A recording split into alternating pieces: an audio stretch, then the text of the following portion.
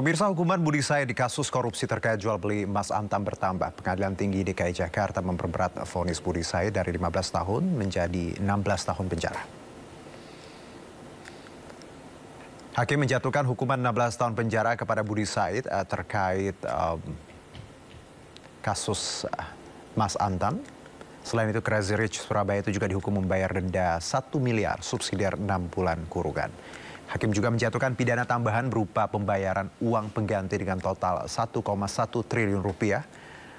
Kita tahu sebelumnya Majelis Hakim Pengadilan Tipikor Jakarta Pusat sempat menjatuhkan vonis 15 tahun penjara terhadap Budi Said dalam kasus jual beli emas Antam. Hakim menilai Budi Said telah merugikan keuangan negara seharga 58,841 kg emas Antam, setara dengan 35,5 miliar rupiah.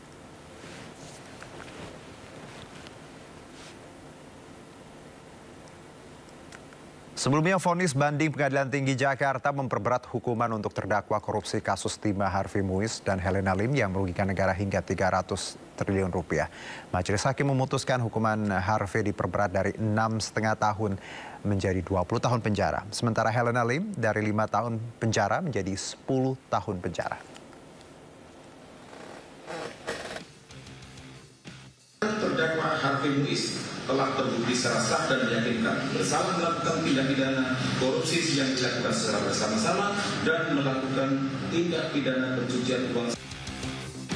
Terdakwa Harvey Muiz dinyatakan sah bersalah atas tindak pidana korupsi dan pencucian uang.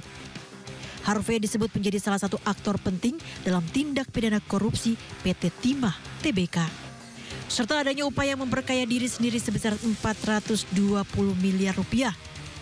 Berdasarkan pertimbangan Majelis Hakim, hukuman terdakwa Harvey Muiz diperberat dari 6,5 tahun menjadi 20 tahun penjara di tingkat banding.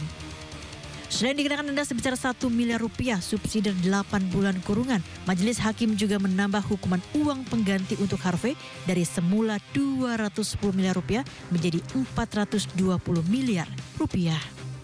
Jatuhkan pidana kepada yang terdakwa Harvey Muiz dengan pidana penjara selama 20 tahun dan denda sebesar 1 miliar rupiah dengan ketentuan apabila denda tersebut tidak dibayar akan diganti dengan pidana kurungan selama 8 bulan.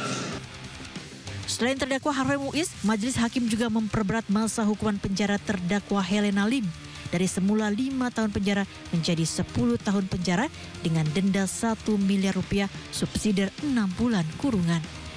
Majelis Hakim pun menjatuhkan pidana tambahan berupa pembayaran uang pengganti sebesar 900 juta rupiah. Diketahui, kasus korupsi pengelolaan tata niaga komoditas timah terbukti menyebabkan kerugian negara sebesar 300 triliun rupiah. Kerugian negara ini mencakup penyewaan alat pelogaman hingga kerusakan lingkungan. Dari Jakarta, Yasmin Atania, Zulkarnain, iNews melaporkan.